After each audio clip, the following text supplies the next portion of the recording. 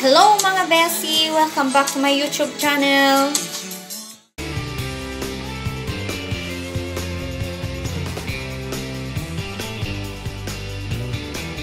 Idol FLM, shout out! May mga nag-accept din po sa challenge mo. Hindi ko alam kung alam nila yung challenge mo na to, na challenge, mayayaman challenge. Pero actually, bossing, FLM, sir, hindi po kami mayayaman na nandito sa Italy. Sabihin na natin na why we are here kung talagang mayaman kami. Ang trabaho namin dito, sir, is magkudkod ng kubeta ng may kubeta, sir. Pero, bilang OFW, sir, is ginagawa din namin yung kaya naming pamamaraan para ma-accept ang challenge mo. Ano po, sir? Actually, may mga nag-accept ng challenge. Itong mga taong ito na parang nagsilbi na ulo ng hindi naman organisasyon, sir. Normal peoples lang po sila. Mga normal peoples na ibinigay nila yung sarili nila, yung buong kaya nila, sir, na lumalabas sila sa kanilang bahay para lang matugunan yung mga pangangailangan ng mga kapwa namin Pilipino dito. Dahil, sir, mag-isang buwan na po kaming lockdown dito sa Italy, and alam niyo din po, sir, na wala pa po kaming natatanggap na tulong from government of Italy. And dito po namutawi o nabuo ang isang namin mga Pilipino na yung tulungan system, which is yung bayanihan system na yan, na hanggang dito sa Italy, bossing, is nadala namin ang pagiging Pilipino. Okay, last time yung vlog ko is about yung itinulong po ng isa kong kaibigan, sir, na si Twax Rostan. Okay, so nag-umpisa po yon is dahil sa nag-usap nga kami na ano kaya kung mag-post ako na humihingi kami ng tulong, parang ganon, sabi niya. Sabi ko, okay, mag-post ka dahil baka meron din yung mga ngailangan ng tulong, at saka meron din yung mga gustong mag-sponsor.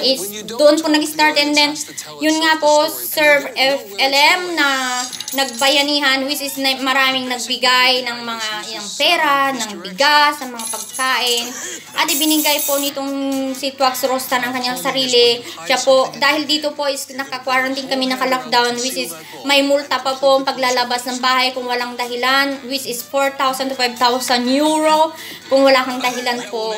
And ginagawa naman po ni Twax Rostan ng paraan para likumin through messages sa messenger, is na nakakakuha po ng mga sponsors, at marami pong nagbibigay. Siya na po yung umiikot, kunin yung mga ibibigay ng sponsors, and then siya na rin po ang pumupunta para mamilingke para hindi nalalabas. So ginagawa na po niyang door to door. So dinadala na niya yung supermarket sa bahay ng may bahay, sabihin na natin, para hindi na sila lumabas, yung mga tutulungan na Pilipino.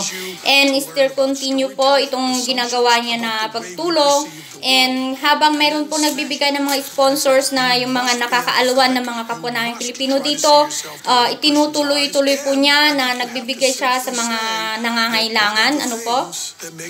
And kahapon po is galing din ako doon sa may isang Filipino store po na ginawa na nilang parang tagpuan ng mga tao, which is nagsilabas sa mga nangangailangan ng mga Pilipino. At nagpila-pila po sila doon, which is dito sa tindahan ni Aling Doris, dito sa Via Malpighi, na nakapunta din po ako doon para makita ang ginagawa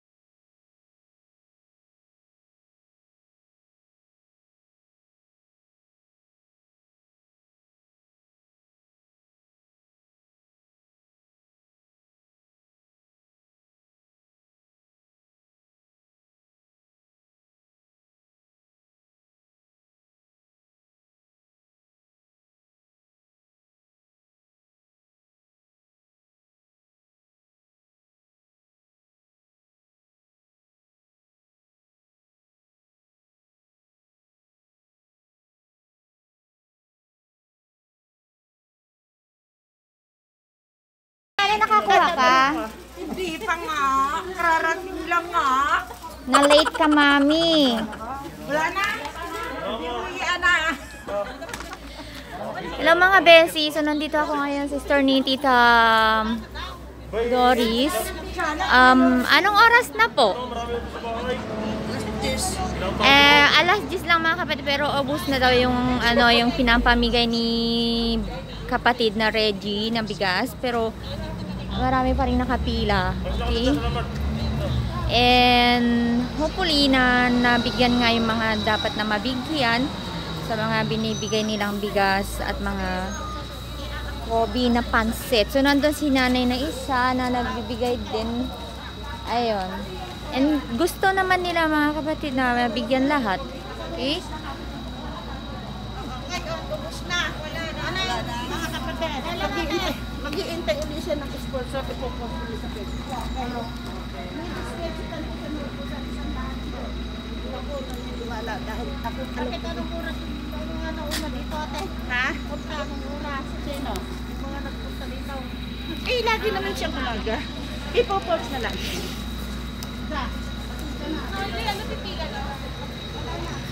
Ako'y bibili ng ng coconut.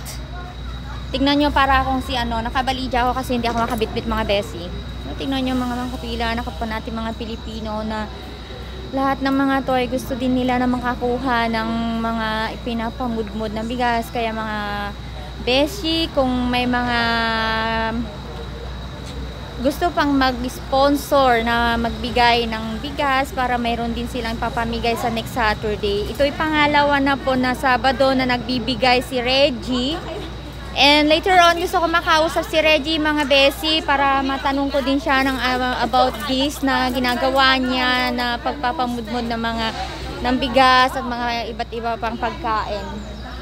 Hello po. Anong oras po kayo nandito kanina? Alas 9, nandito mga besi, so alas 9 po nandito po na siya kanina. Nakakuha po kayo? Okay naman. Okay naman. So ilan po kayo kanina? Marami po kayo? Marami na, nakapila dyan din kanina. So ano naman po masasabi nyo sa ginagawa ni kapatid na Reggie? Ay, maganda at nakakatulong ng gusto. Okay. Kasi malaking sa amin yun. Salamat po. So narinig nyo mga besi, itong ginagawa ni kapatid na Regis, malaking tulong para sa aming mga Pilipino dito, lalong-lalo na yung mga nabibigyan. So pangalawang beses na po niya ngayon na ginagawa to, na bayanihan. Hi Bes, andito ka rin pala. Yes, I'm here para tignan ang ating mga kung nabigyan na lahat. Exactly. Super distance ka ha, on layo mo. Tayo, respeto sa susunod ko ang gobyerno, I follow the government. Yes, wow. Exactly. I follow. Kailangan sana mabigyan lahat mga nangangailangan para tayong si Mayor Bico at saka Mayor Yorme sa Pilipinas. Kailangan bigyan lahat ng mga nangangailangan tayo. Okay? Good morning everyone. Good morning. Enjoy. Stay relaxed and calm. Kahit walang foods, kailangan sexy pa rin tayo. Patingin yung kaseksihan. Ayan. May abs na. May tinatagong abs. Hi, hello. Good morning.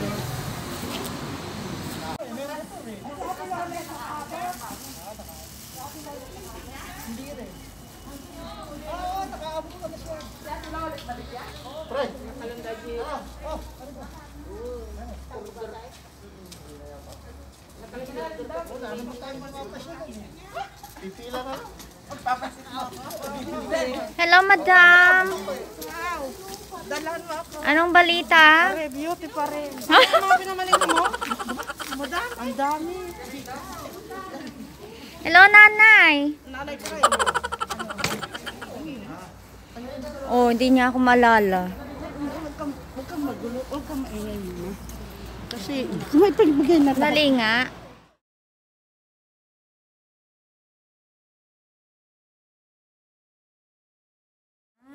Mga besi, nandito na po tayo at ito yung ito yung head ng taga-pamudmud ng mga bigas at mga pagkain. Kapatid, bakit mo ginagawa to? Para makatulong kahit paano sa mga kababayan. Yes. Tapos ka na? Opo. Pasok ko isa. So, maraming salamat, Reggie, sa iyong ginagawa. So, salutisan nyo. Salamat sa iyo. Next time ulit, pag magpo-post na lang ako sa Facebook. Okay. Okay, bye. Okay,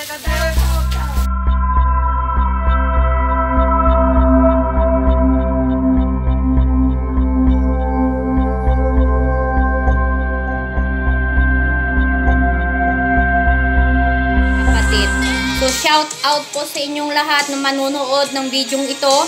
Kung ano po yung kaya nyong ibigay, is magbigay kayo para po makatulong tayo sa mga kapwa natong Pilipino na nagugutom na. Dahil mag 1 month na po na walang trabaho, naka-close lahat. No work, no pay po tayo dito. So, alam niyo po yung kahirapan na ginagawa ni COVID-19 sa ating lahat, sa buong Pilipinas, sa buong Italia, sa lahat na ng mga nationwide na to, mga kapatid. So, magtutulungan-tulungan tayo. Wala pong magagawa si COVID-19 dahil COVID-19 lang po yan, virus lang po yan. At tayo ay mga Pilipino, kung magkapit kamay tayo, magkawang gawa, ay malalabanan natin to, mga kapatid. So, maraming salamat sa inyong nanonood. Kung sino yung tutugon sa challenge ni Sir FLM, maraming salamat at tinutugunan din ng buong Bologna ang challenge mo na yan, Sir FLM. So, nahihiya po sila na mailabas itong ginagawa nila, Sir. Kaya lang ako yung talagang gustong mailabas din at para malaman din ng buong Pilipinas din, mga kababayan natin na hindi yung pagiging sikat ang kailangan natin sa oras na ito, kundi yung kung ano yung may tutulong mo, kung ano yung kaya mo na may tulong, is pwede mong itulong. Kahit na ano ka man na estado, kung anong estado ng buhay na mayroon ka, kung kaya mong tumulong, is pwede mong ipaabot sa mga kapwa mo Pilipino. Yan lang po at maraming salamat.